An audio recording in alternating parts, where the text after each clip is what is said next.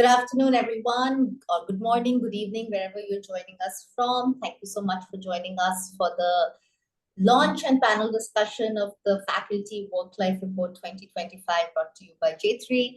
I'm just going to try and make some small talks so that, till everybody joins in, then we can get started. Of course, you can see our panelists, a stellar panelist.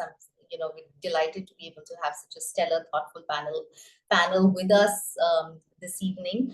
And we'll just get started if we see everybody who's in the waiting room be let in.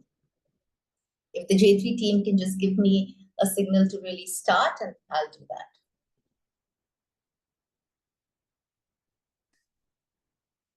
Okay, I'm going to get started. Again, hello, everyone. Thank you so much for joining us. Welcome to this really important conversation around faculty in higher education institutions in India.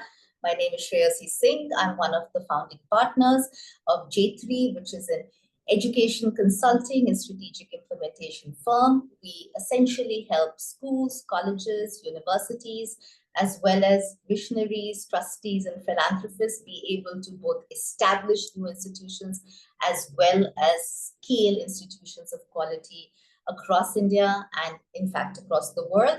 One of the things at J3 that we're very, very determined to almost sort of launch as a mission is really able to focus on faculty and eventually teachers as well, because we're all obviously interested in the K-12 space too and work there as well. But to begin with, for this year, this is really our first effort and a first report. And we felt like no other stakeholder in education was as important and as urgent to be focused on as faculty. Really, it's with that objective to truly understand and truly be able to listen to everything that's happening to faculty in India is why we launched this survey and this report called the Faculty Work-Life Report around a few months back. What we did is we had respondents we had 547 responses from faculty of a variety of nature across all kinds of institutions of higher education in India. And what we have now is really a report which focuses on and spends time on and is revealing insights on faculty-student engagement, faculty challenges, faculty skilling and learning needs, as well as faculty workload issues and where they're really spending time on. To decode all of this, but to go beyond really even what our report says, of course, we're delighted and privileged to have with us three amazing educationists and education leaders joining us to give us their perspective on what's really happening for faculty in India. I'm just going to do a quick introduction to all of them. They're highly Googleable, so you can get to know them better and better on your own as well. Starting with Dr. Sudhir Jain. Dr. Sudhir Jain is a scholar of earthquake engineering, which even I didn't know. I've known him for a while. And of course, a visionary academic administrator. He was conferred the Padma Shri, one of India's highest civilian honors, and for distinguished service in the fields of science and education. And most recently, he served as the 28th Vice Chancellor of Banaras Hindu University. He's right now enjoying a well-earned, much-needed time out from after that long career. Thank you so much, Dr. Jain, for joining us. Dr. Suhag, welcome. Welcome to the panel. Of course, again, an accomplished leader, this time somebody who's focused her academic credentials in chemistry. So I think it's always interesting to know what the disciplines that our panelists come from and faculty come from. She began her career with the Manipal Group in 1997, where she served in progressively senior academic and administrative roles, including being registrar at Sikkim Manipal University, Manipal University Jaipur, and DIT University Dehradun. In 2019, she joined the BML Munjal University as Dean of Education Quality and spearheading national and international partnerships. She's really somebody who is known for her cross-functional work on team leadership, faculty development, regulatory compliance. Thank you so much, Dr. Suhag, for joining us. And last but not the least, we have Dr. Banerjee with us. His areas of research and focus are in economics and marketing, and he received his PhD from Purdue and has spent more than 18 years at IIM Ahmedabad, where again, obviously, he sharpened both his academic scholarship as well as understanding of how an institution of high quality works. He's also held, again, sort of really interesting journey in higher education, and has been witness to some really interesting changes and trends. He's held senior leadership roles at Shivnada University, Ahmedabad University, and IMT Ghaziabad, leading accreditation for them, as well as new programs and enrollments. Thank you, Dr. Banerjee, as well. And let's now sort of get started. I'm going to start with one of the themes that the report focused on, which was really, really interesting to us when we were analyzing the data from the report, was on faculty-student engagement being sort of a critical glue, of course, for student success and student outcomes, but even for faculty motivation, faculty spending longer tenure in an institution if there was greater faculty-student engagement. So I'm going to invite Dr. Jain to get us started on this topic of faculty-student engagement. And really, sort of even from your time as leading IIT Gandhinagar and then of course at BHU, how can you tell apart institutions where the faculty-student engagement is robust and nurtured? And what does it do for the student, the faculty, and the institution? You're on mute, Dr. Jain.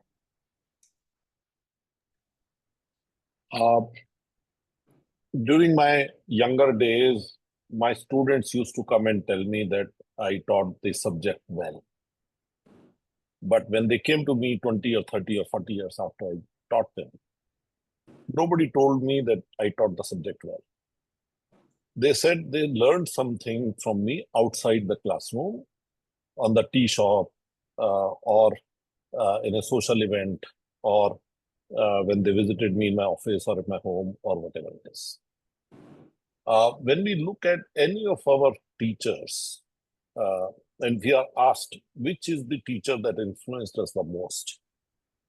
Very rarely we would come across names of teachers who taught physics well or who taught history well.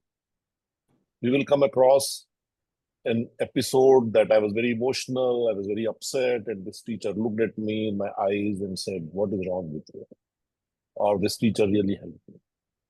So we as teachers don't realize that our big impact on the student is not in the classroom, teaching the class, teaching the subject, but in something outside what we teach. And that can happen inside the classroom. There are many, many episodes of teachers teaching me in the classroom, but saying something outside the subject that has influenced me, that has guided me, that has been valuable to me. Now, for this to happen, the teacher has to have a deep interest in the student. He has to or she has to love the teachers, the students. They have to love their profession. They have to realize their space, why they are there. Are they there because it is a job for which I get a salary, or are we there because we are to guide the young people? We are there to prepare them for life, not just to teach the subject that I know how to teach. If there is a connection between the teachers and the students, I think that college will do well, those students will do well, and those teachers will have a very fulfilling life. It works well for the teacher, for the student, and for the institution. If there is a way to quantify it, if we can develop something by which we can say, how do we measure it? I think that will be an interesting thing. But to begin with, I would tend to think that if we were to do an exit survey of our students leaving the college and ask them, which are the 3 teachers, which are the 4 teachers, which are the 5 teachers that influenced you the most? I think things will be transparent. What is it that makes a good teacher a great teacher? The difference between a good teacher and a great teacher is that engagement, that care for the student. And very curious to understand, have you seen in any institution or heard of who does this exit interview where they map and collect sort of stories of faculty who really move there? I sometimes do it informally. For example, if I come across a student, even for 1 minute in a lift or elevator, I would just ask, who is the teacher you like the most? Recently, I was visiting an institute and I was addressing 300. I was interacting, not addressing, I was interacting with 300 students. And they were telling me about the difficulties that they were having in college. This should be improved, that should be improved. And at the end of it, I gave each one of them a sheet and I said, write down 2 things you like about your college, 2 things you think can be improved in your college, and write me 2 names of the teachers that inspired you. And when we compiled the data of the teachers they inspired, it was a revelation to the management. Because there is a public perception about individuals, but there is a fact that is coming out. When 300 students are writing names and a teacher's name is coming repeatedly by 30, 40, 50 people, you know that this teacher is having affection for the students. She or he is involved with the students. That's lovely. Dr. Swag, invite you to come in here and really talk to us about, in all of the roles that you've played, they've all been very large private universities, right? With large student bodies, large faculty, staff rooms. How do you do this? How if faculty-student engagement is so critical, how does it get nurtured? Nurturing this student relationship, in a big way, the mentoring is required. And I'm very happy to say that, that Jetri has taken this initiative to bring out this report and, summarizing the challenges which the students and the faculty members and as a result, the higher education institutions are facing. A very good topic which you have picked up for this report and summarizing this so beautifully. Really impressive reports. I should comment on that before I, offer my comment here. So, faculty, when we talk about student engagement, the students are to be engaged with the faculty members for sure. Now, the faculty is the product of teacher and examination centric system, we all say. And we understand that, the faculty members or the teachers are to be trained to connect with Gen Z and Gen Alpha for that matter. They should understand the learning styles, they should understand the learning preferences of the students, and a faculty, in case they are able to mold their pedagogy suitably, they can connect with the students better and then they can earn the respect. And in a way, it has a great bearing on the self-esteem of the faculty. If they are able to connect well with the students, they can get that self-esteem. Okay, great, I have done something different, and so there is a requirement with the higher education that they also should train the faculty continuously in respect to pedagogies, in respect to mentoring system, in respect to how they take their initiative in day-to-day life. Sometimes everything get mixed up because, too much of pressure is coming up from the management side to take the responsibility to the management, because management says you take the vision and mission of the institution first. So wherever, some research domain is there at first pillar for that matter, the faculty will focus on research because the appraisal is also based on research these days. And somehow, the student requirement, because students challenges are now actually the challenges, because this is an entirely different kind of generation. As you know, that Gen Z, they have seen too much of transformation starting from digitization to COVID era. They have faced enough. And same, that even the Gen Alpha is much more digitally aware of what the responsibilities, how the initiatives, how the pedagogies are to be there. They are no more interested in classroom teaching only. So if the faculty is move about one-way lectures and they adopt interactive and students, if they don't adapt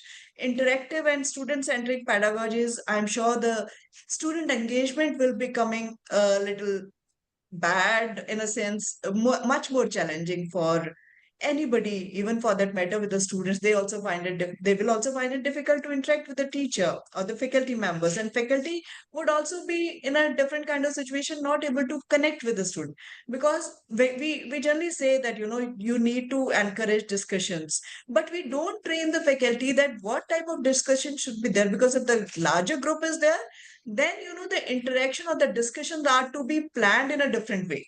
The title or the theme will be discussed first, and if it is a smaller group or it is a one-to-one discussion, your focus is totally different. So unless you know how you are going to deal with the student, how many students are you going to deal, what kind of students requirements are, what kind of technologies are to be incorporated in their teaching learning process, what kind of teaching support is required to be given by the management. So management also should understand there is a requirement to support the faculty members in terms of different ways of pedagogies. Even if if we talk about student engagement and kind of mentorship, the mentorship is also provided at different levels. There are so many verticals. Academically, sometimes they need mentoring. In extracurricular activities, they'll need mentoring. Somebody is feeling weak in terms of some problem with their family issues, too much of pressure, because these days handling this generation is not at all easy. They are in a different zone altogether. They are under stress. If we understand their stress level, which also has been highlighted in the report, which I have seen, the stress level of the students are to be understood by the faculty member when we are dealing with them as a mentor. Got it. Unless we know them well, so there are so many things which we need to understand. We have to have that collaborative learning. We need to go for problem solving. Generally, everybody talk about that. But how to do that? How that peer feedback has to be taken? How to collect that student feedback for that matter? How to encourage the students for different kind of engagement? How they can be connected with the community? So Understood. if there, yeah, so there are Yeah, so many things which are to be taken care when we are talking about challenges as far as student engagement is concerned. And maybe, if not now, maybe sometime later, we need to connect that, the classification of the faculty when we are talking about, the appraisal points, which I always focus on that. we'll come to Yeah, appraisals, professional yeah, development. Thank you for, I think you've really set up sort of the cornucopia of challenges, and almost faculty student engagement and student yeah, engagement is really an art and science, and really for all of the yes, reasons that you mentioned. And yes, the report also says it, and Dr. Banerjee, I'd love yeah, your comments here. It really says that college classrooms are no longer simple. There is a generation that Dr. Suhag spoke about, which is coming with a certainly heightened sense of anxiety, right? There's also diversity of learning needs. There is sort of, learning gaps are very much there, right? So I think one of the fault lines of being able to get faculty student engagement, we've also found in the report, is to say faculty feel almost helpless and clueless about how to handle the anxieties and the, and yes. this range of mental health challenges the students come in. And the second point, and take both of those together for us, Dr. Banerjee, I think what Dr. Suhag raised as well, is about how does pedagogy impact that? Because we also saw that in a report that, one of the greatest challenges faculty have beyond managing the interior mental lives of students is really being able to engage them in the classroom, which is a question of pedagogy. Yet, lecture-based methods seem to be the predominant favorite pedagogy for faculty. So, what are your views and what can faculty do? Okay, thanks for having me, Shashi, and once again, I want to start out congratulating Jetri to sort of at least at the right time or at the end kind of focus on this important topic of faculty, which I think all of us over here agree that it is the central attractor, it is the central nucleus around which good institutions are built and ought to be built. I would like to start tackling. I think you have thrown a screwball at me, and I'd like to sort of start by recollecting a statement. I think, if I'm not mistaken, one chancellor of University of Chicago was once asked, what is the definition of a higher education institution? What is its role? Okay, and if I can't remember verbatim the quote, but the essence of his answer was that the fundamental role of a university or a higher educational institution is to challenge students with expert guidance. Okay, so I would like to first start by saying, and I also want to refer to something Dr. Jain said, that, as to there are two aspects of it. One is the institutional aspect as to what is the essence of a university. Listen, nobody goes to university to, I mean, it is a space where you discover, and discovery is always fraught with challenge. So in case, as Dr. Jain mentioned before, that if you don't love challenges, okay, then probably you will not have a good sort of time being a faculty at a university. All right, so let's first put it on the side, as a disclaimer, that it is the job of the university to dive into challenging domains. Okay. And of course, as the term suggests, that challenges often come with pitfalls, with headwinds, and lots of adventure, and so on and so forth. So, from an intrinsic side, I would like to say that uh, unless and until we all, I mean, I'm talking in terms of being a faculty, that we enjoy the aspect with full empathy, that we are in the classroom, or we are in this mission together, and this and that then our job is always, I mean, a lot of the times, our traditional systems think that you go to university to find that the professors or the faculty will give you answers to your questions. I think the best institutions are those which know how to ask the right questions, because a lot of the times the answers are not available, right? So I would say that yes, it is absolutely true, everything that you mentioned, and your report mentions that there's a lot of anxiety among students, there's anxiety among faculty, right? But we must also recognize that, I mean, nowhere in our history did we have access to so much resources, okay, at our fingertips, really. So I would like to say that yes, you're, with so much anxiety, listen, whining about anxiety is not going to get the anxiety away. Rabindranath Tagore once had said that, you're never going to cross the ocean by simply staring at it. Okay, so one, you have to have an empathy to recognize the anxieties and challenges and not sort of brush them away. But at the same time, you should get, I mean, to me, I personally, as a faculty, get very excited that, there is so much at my disposal in terms of what I can do. And to be honest with you, in my experience of having led multiple institutions of significant repute in this country, um, and again, I don't want to, I mean, I want to sound as neutral as I can, but in my experiences, a lot of I found that the faculty could probably be a bit more forthcoming when it comes to their leadership in trying to accept these challenges and try to take on with it. Of course, I hope we get a chance to talk a little bit about, all of, their ability to take risks and experiment is obviously going to be a function of the institutional culture and the institutional vision, and which is entirely the responsibility of the leadership. Okay, so I personally think that yes, there are challenges. I mean, of course, there are, having worked in institutions like IIM Ahmedabad, and IIM Ghaziabad, and Ashoka University, and Shiv Nadar University, it is a delight to work with bright students, right?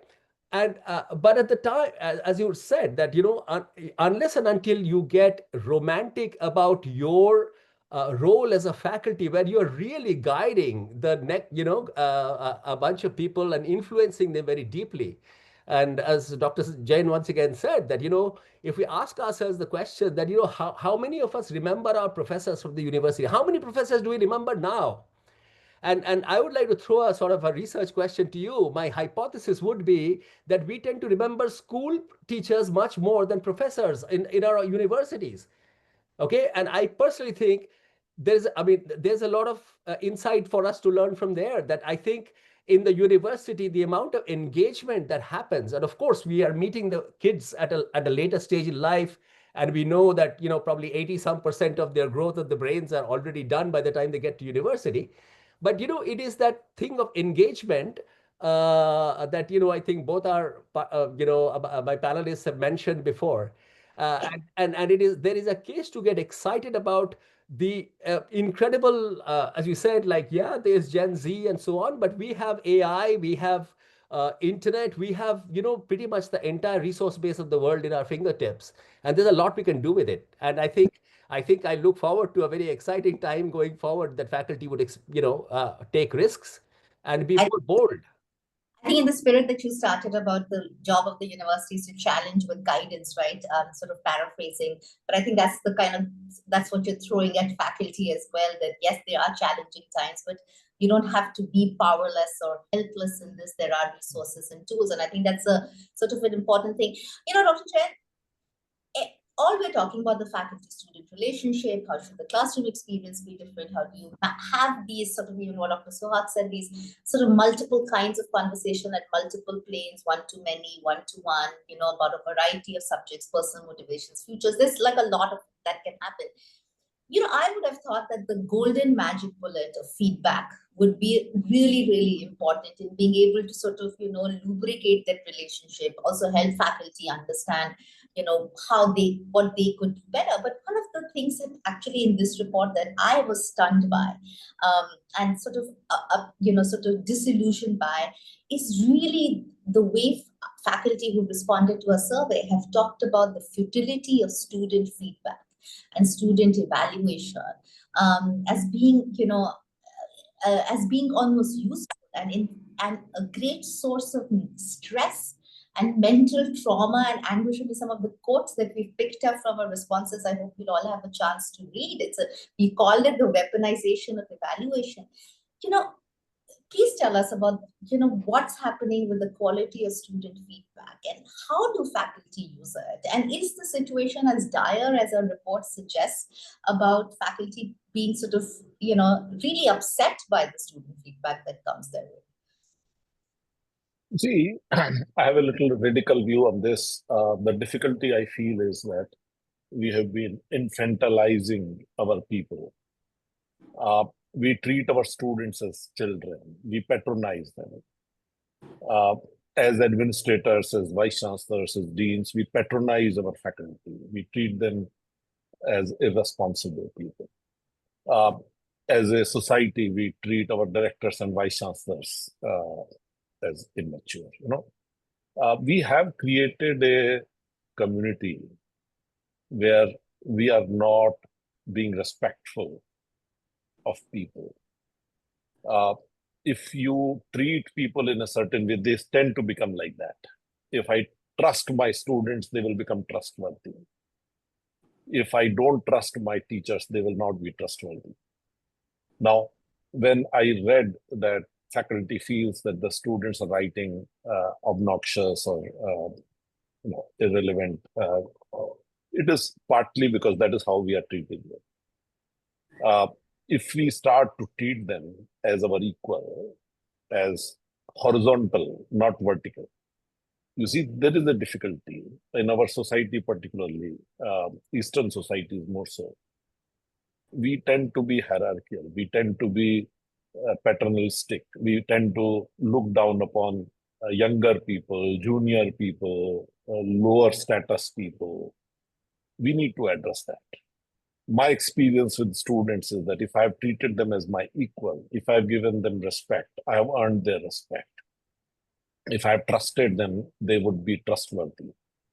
Now, of course, you can't overnight change an ecosystem. If a community has been treated patronizingly, infantilized for years, you can't overnight change that. But then you have to take some amount of negative feedback, which might not be well deserved, which might be abusive in nature, till such time that you fix your house in order. But to say that your students are so irresponsible that they would not give you good feedback, to me is a problematic thing. Then what am I doing as a teacher? What am I doing as an academic? What am I doing as a university? Right? Because I am there to prepare my students for life. I am there to prepare my students to lead responsible life.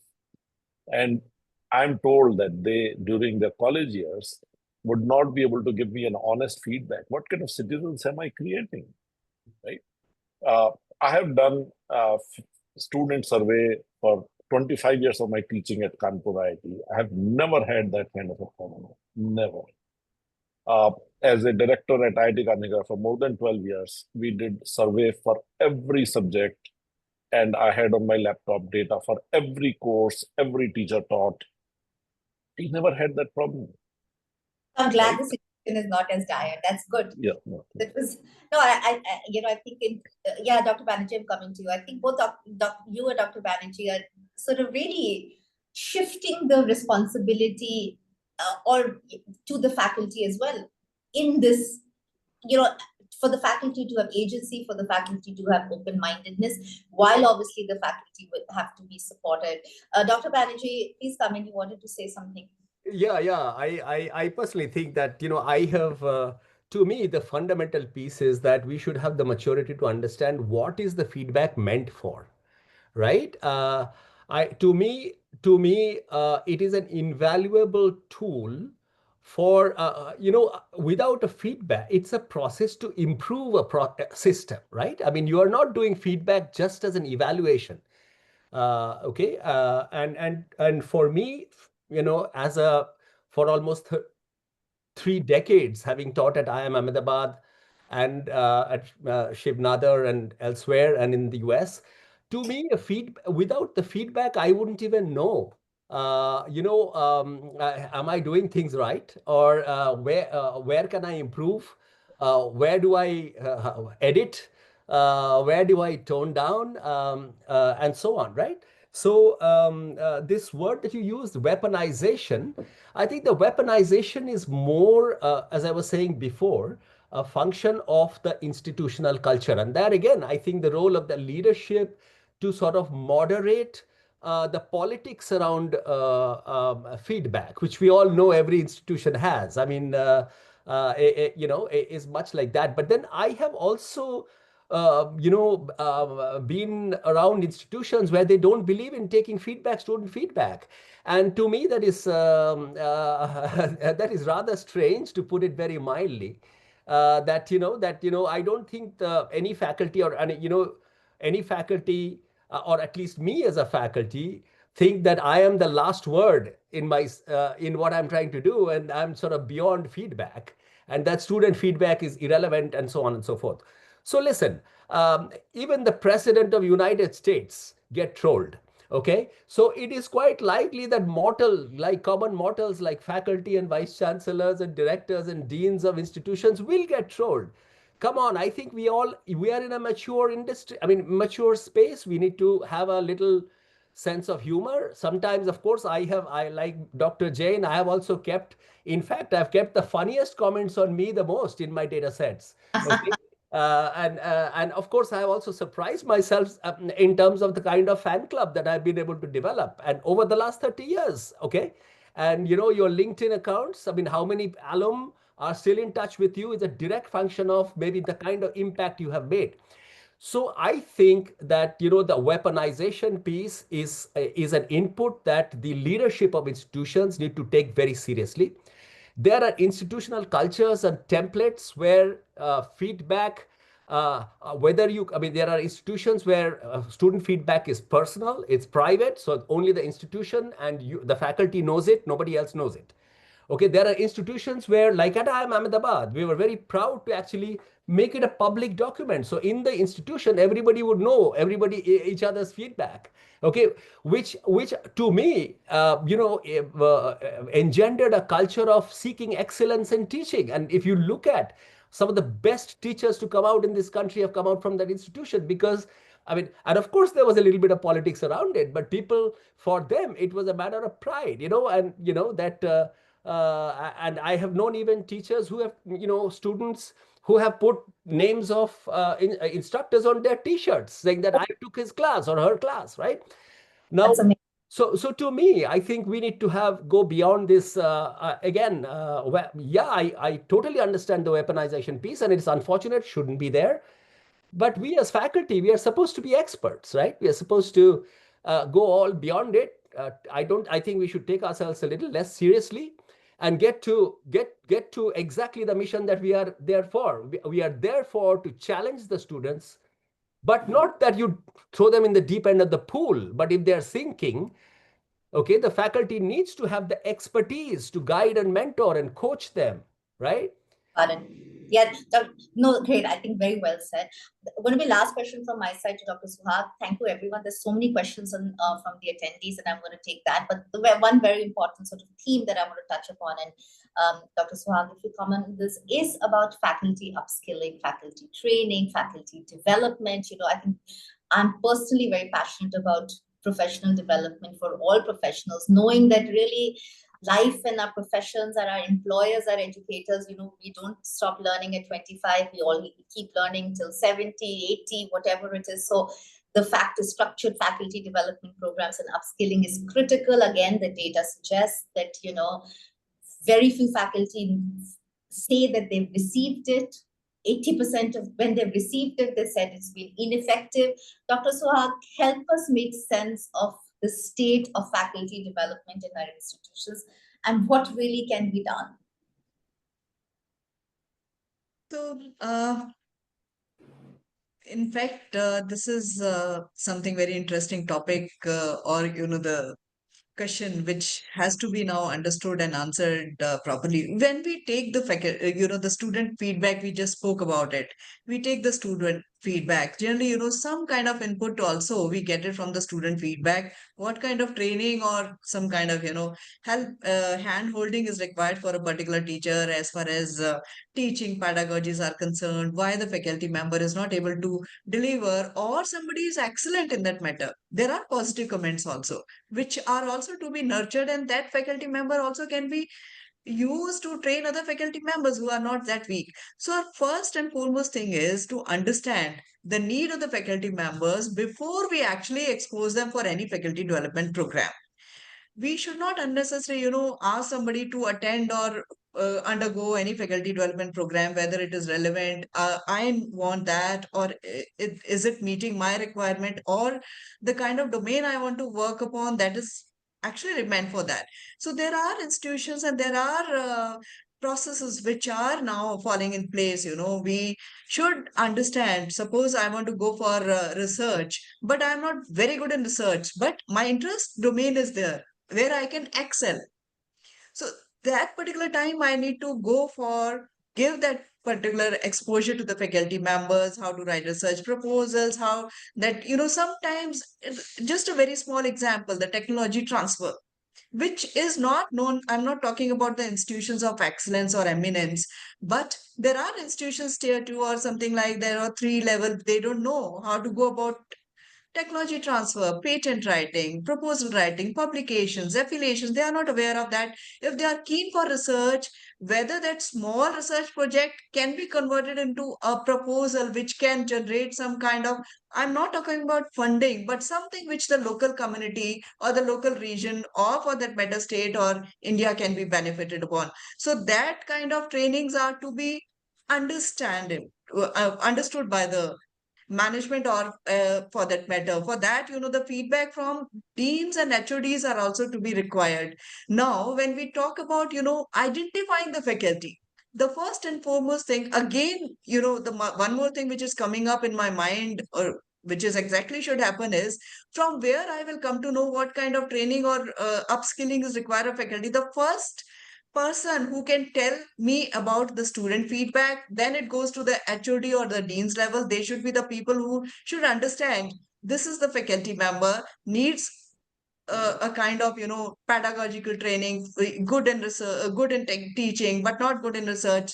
So everybody is not good in research. So we should also remember that, teaching is also a very important aspect as far as higher education institutions are concerned. We should not only focus for research, research, and research. So we have to face the student and their challenges. And when we, and again, the one more thing which is also not being taken care by many of the institutions is training the leadership. When we say that, okay, fine, you are the HOD or head of the department or dean, but the dean or head of department, they don't know how to deal with the faculty members, because they are, they are just looking after like a managerial role. They are not in a leadership role. They cannot face the difficult or a challenging kind of situation. So they are also to be exposed to such challenges or different kind of situation where they can make such kind of judgment. They can also deal with the students and also make a balance between faculty members and students. Then goes to the higher level, then the vice chancellor level. So a training or a kind of coaching is also required at all levels, whether it is teaching, the research and leadership quality for that matter. It is a very, very important thing that defines, the academic and operational rules. So, Dr. Swan, regulations.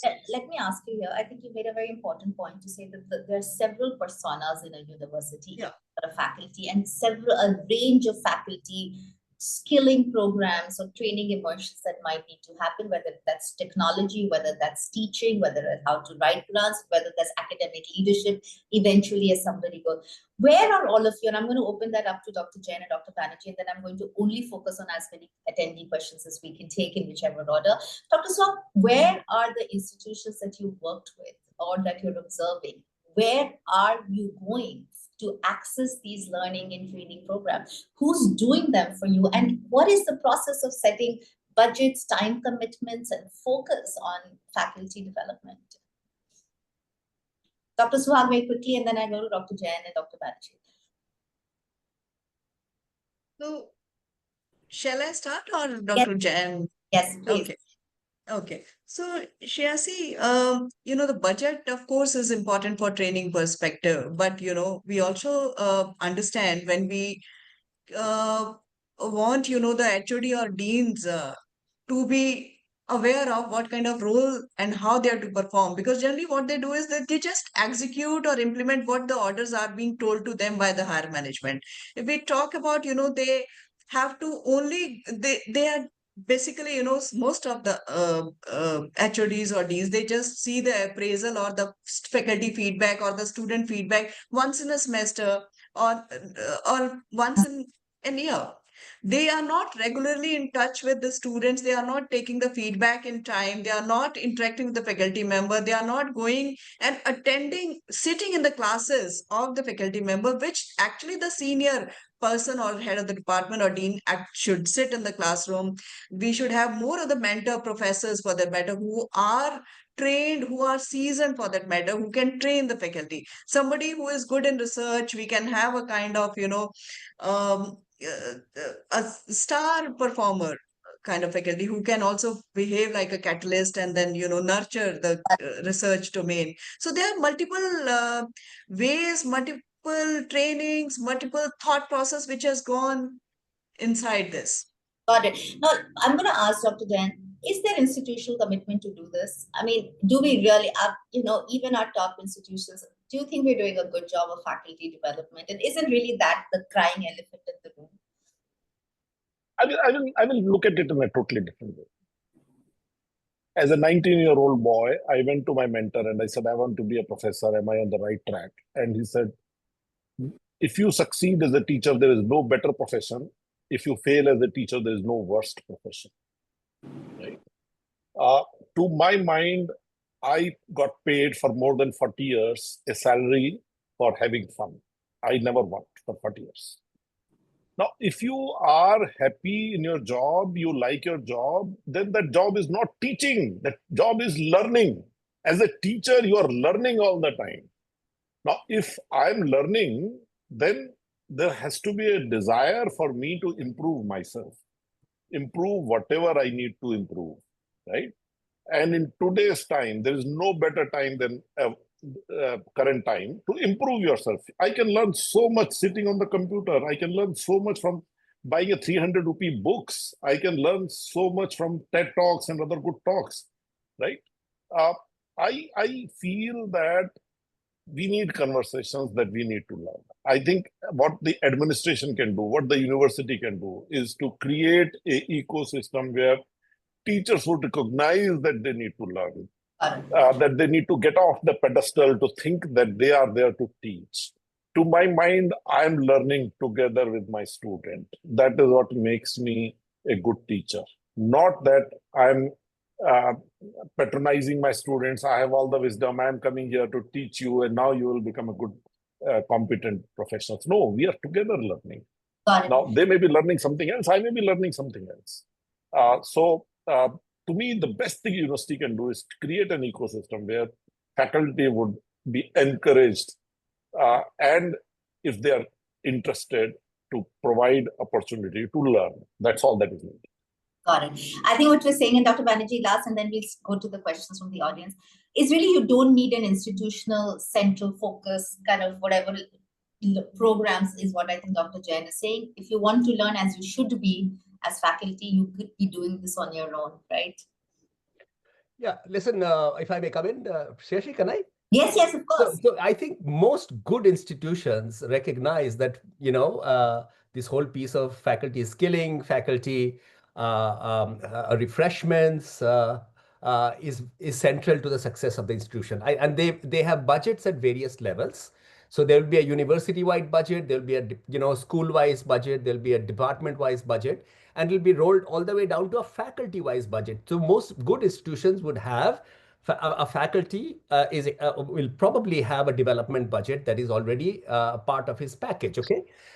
Now, as I was saying earlier again, that I haven't seen a more exciting time than now to really look at what's going on around the world. And as Dr. Jain mentioned, that I think there are multiple forums in which this conversation can be catalyzed. Of course, there can be structured training programs on, for example, how AI is really can be used as an asset for the faculty to really energize the class and take the class to a different level altogether using tools such as. From the audience is about AI and helping faculty use AI. Totally. And and I personally am engaged in I'm working with a set of developers who are really applying very, very interesting AI applications in teaching tools, and which are wherein you can really engage students, give them feedback at a personal level, and make them improve on various contexts that you can curate. Right? I don't think when I was teaching 5 years, even 2 years ago, these things were available. So simulations, for example, right? Whether, and there are multiple types of simulations. There are case study methods, there are interactive games and so on. There's so much happening using technology that, as I was saying before, that as the faculty, if the faculty just for a moment think that, there is a lot of opportunities to learn together. And the students can be collaborators in really creating top class classes. So I think, I personally think that whole issue of faculty training, as I once again congratulate Jetri to sort of bring it up as, in this forum, that it needs to happen more needs to happen.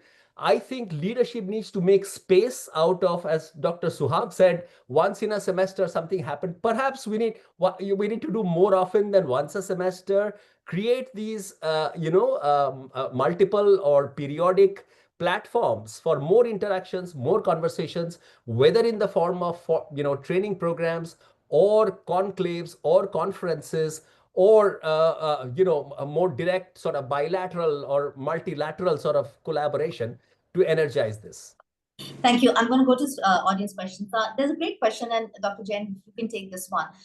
From Ananya Tiwari, who's saying, how do faculty navigate the tension between institutional priorities and student-centered commitments, particularly when a substantial portion of their time is devoted to the former?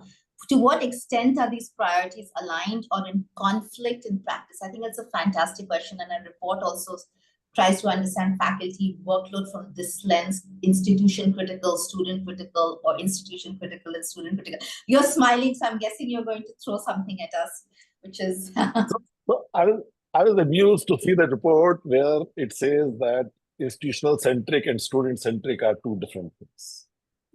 You see, the institution exists for the student, right? If I were the director, if I were the vice chancellor, I would want my faculty to give the highest priority to my students, and that is institution centric, right?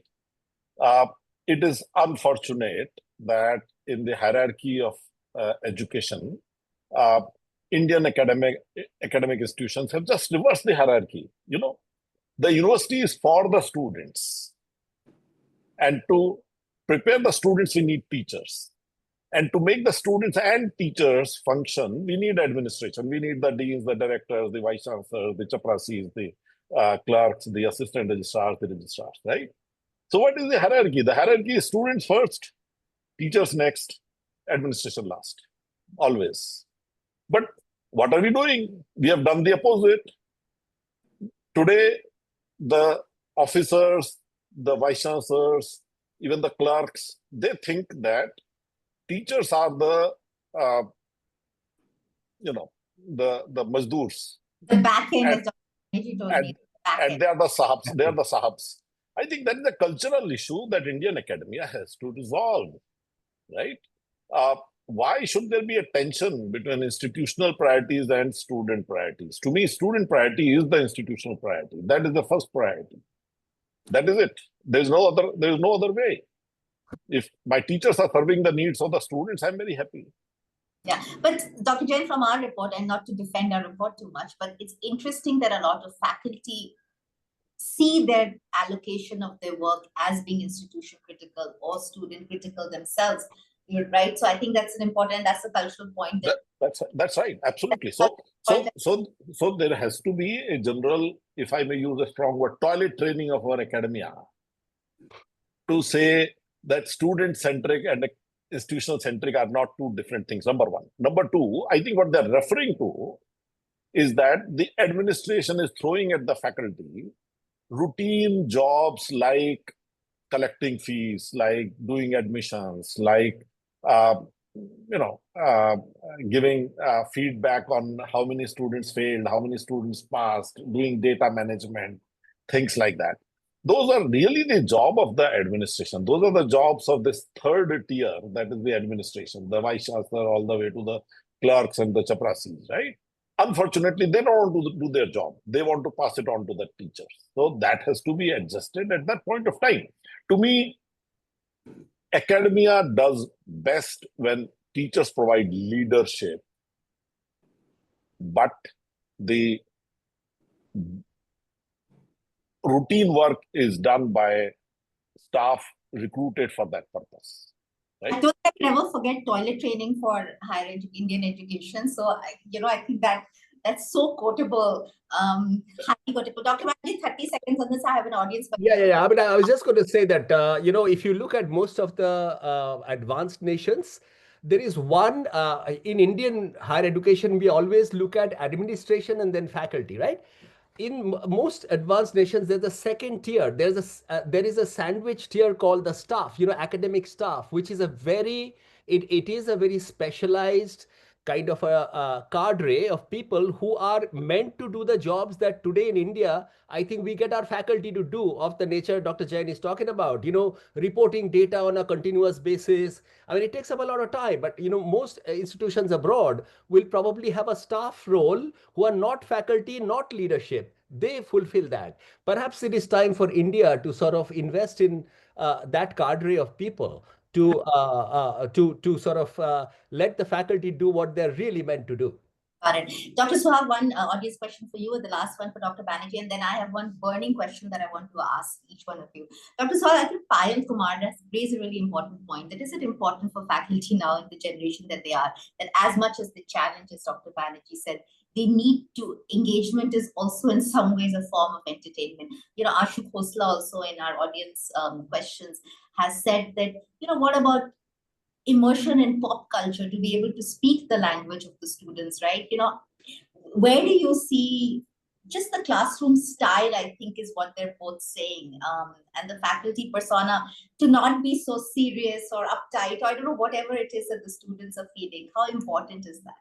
Or is that trivializing it too much to engage the students? This is, in fact, a very important, point. The students, they take the faculty member as their role model. And when they look at the role model, for example, when a child is watching a movie or, going out, they see that this is my hero and I want to copy that, I want to behave like that. So the fact that thing is still on, and we always say that, the quality of the institution, it depends on the student, because students are actually the product, which I may say so. If our students going out in the society or going out from the institutions, if they are excelling in the field, then the institution is doing very well. And this has been taken care very well by the national education policy now, and they have made it student centric. So many of the challenges which earlier used to be there, like 5 years back, now getting slowly resolved. Like the mentorship is coming in place, the slow learners and advanced learner. Though we don't want to use that, terminology, slow and advanced or something like that, we should not say that. But how to deal with somebody who is not very much interested in the studies? The student may be very good in the schooling, but now the interest has been lost. Where the interest has been lost, maybe because, the teachers as the faculty members, we are not able to connect with the with the students, for that matter. If we connect them well, and if whether it is, how we carry out ourselves, how we talk to the students, how we deliver the lecture, because they are no more interested in total lecture theory.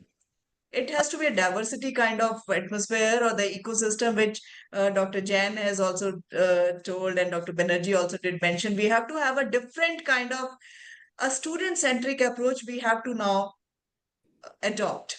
Okay. Then only we will be able to sustain, make an institution good, and a relationship with the students will also improve. Dr. Banerjee, there's a specific question about IIM Ahmedabad from Sandeep Roy at Flame University. That please take a minute only, and then for me, tell me the faculty that you remember the most from your college days. So 1 minute in both, and Dr. Jain and Dr. Suhag, I'll come with you to end the faculty that you remember the most from your college, from your academic days as a student. But Dr. Banerjee, the first question very quickly on how do you prepare faculty for industry, academia, sort of, to be prepared for the industry academia relationship, especially in applied fields like management, is the question. Oh, well, I think there are many models. The central idea that I would like to share is that you need to engage. As I said, that it is going to be risky. A lot of university faculty do not come in with industry experience. They are probably straight from college education, after a master's, go for a PhD, or some who don't have PhD come straight to teaching, and so on and so forth. I can give you a personal example of myself. When I joined IIM Ahmedabad, I had no industry experience. I may have been the youngest faculty ever to be hired by IIM Ahmedabad. But in the first, and again, the credit, I totally am grateful to the vision of IIM Ahmedabad, that they essentially allowed me to spend a whole summer, a couple of summer in a company of my choice. And of course, IIM Ahmedabad had that bandwidth to actually, through the alumni network, make that arrangement. So I spent a couple of summers actually. Fortunately, my research didn't involve any laboratory. So it was, I could take my research wherever I go in the world. So I went and spent a whole summer in Bangalore, and also in Mumbai, etc., where I worked with a company. So and once that happened, I think once you break that initial barrier, and as I was constantly saying, that once you discover the romance of management being a applied area, and you see that most of your ideas are coming from the field, from the industry, from the practice, then you yourself, I think, we have the maturity to build the network to sort of amplify that. Summer internship for faculty is a great idea for applied fields, maybe all fields. Dr. Banerjee, your favorite faculty? Quickly, 10 seconds. Oh, without a doubt, late Dr. Arindam Sen, who taught me mathematical economics. And the very first day that he comes in, he basically asked all of us to put away all our books and pens. Okay. and he taught the entire course without allowing us to take a single dot of notes. Which institution was this at? This is in St. Xavier's College, Calcutta, and I'm forever indebted to him because he built in me, even in a subject like mathematics, the ability or the importance of imagining, abstracting, imagining, using your, teaching me how to think really without getting, wasting my time on writing notes and getting caught up in this ancillary kind of activities. So without a doubt, I mean, he is certainly part of what shaped me today. Super. Dr. Your favorite faculty? Have we lost Dr. Jen? Dr. Suhag, me? Yeah. Okay. So there's so many wonderful teachers I've had, but since you gave me a pre-warning, I was thinking which teacher to mention. I was about 17 or 18 years, second year student, and I was very upset because of certain things that were happening in the university. I was topper of the university's front bencher, but there was something that was bothering me like anything. And one day, Professor K.P. Sharma finished his class and he said, Sudhir Jain, please come to my office. So after the class, K.P. Sharma went ahead of me, and then I followed, went to his room. He said, sit down. And then he said, what is wrong? I said, what do you mean? He said, you are looking like a boiled potato. What is wrong with you? And I started to cry. I had tears flowing like anything. And he got me some water. And he said, what is the problem? And I said, this is wrong. This is happening. University is going like this. University is going like that. That is what is a teacher all about. You notice the student. Out of 55 students, he noticed that there is something in my body language that wasn't right. And he was able to pick that up, take me to his office, and, rest is history. Thank you. Dr. Suhag, very quickly, 10 seconds, please. We're already 1 minute. Your favorite faculty? Yeah, sure. So, not exactly the teacher who taught me in school and college, but I remember, the chancellor of our Manipal group, Dr. Ram Narayan, he used to take the faculty development program, and that is very close to his heart. He was the vice chancellor of Mahe also.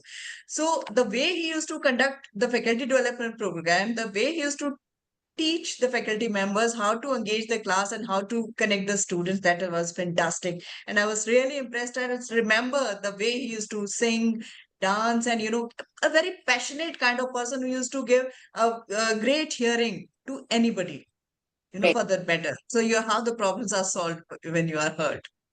Thank you so much to all three of you for such an enriching conversation. We really appreciate you sharing your time. Thank you everyone who joined us. Apologies for ending 2 minutes late, but I think it was well worth it for the 3 stories that we got. Maybe all remember great faculty, and maybe all nurture great faculty is really the hope. Thank you everyone, and hopefully see you at a Jetri webinar very soon again. Thank you. Bye-bye.